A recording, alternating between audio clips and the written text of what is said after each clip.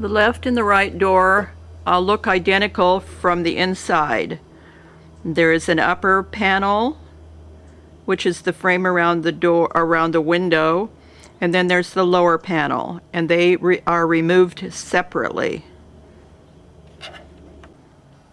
This is what the left side door looks like when it has been, the inside panels have been removed and the door is standing open.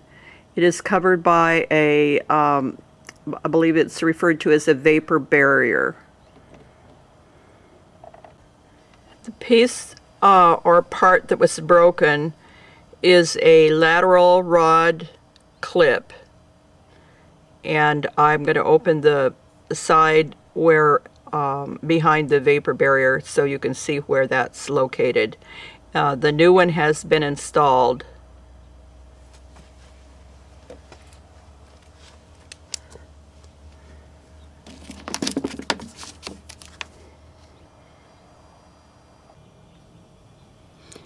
This clip right here has already been reattached, and the clip that's being used is a green one. The original clip was white. There's also a red clip over on another part over here. Let's see if I can get my flashlight. There we go. But the green one, or this one rod that comes up from the bottom, is the one that created the problem. When the clip broke, I was no longer able to open the door. It's been repaired now, and I'll put some additional information on this page regarding the part number that I obtained from a Chevrolet dealer from a parts department. This isn't the original. It wasn't intended to be the clip for this particular location, but it was the one that worked.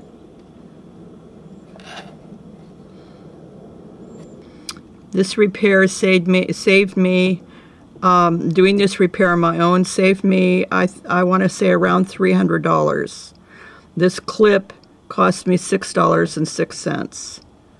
It probably took me all of 5 minutes to get the covers off of the door, and it'll probably take me maybe 5 minutes to put them back on.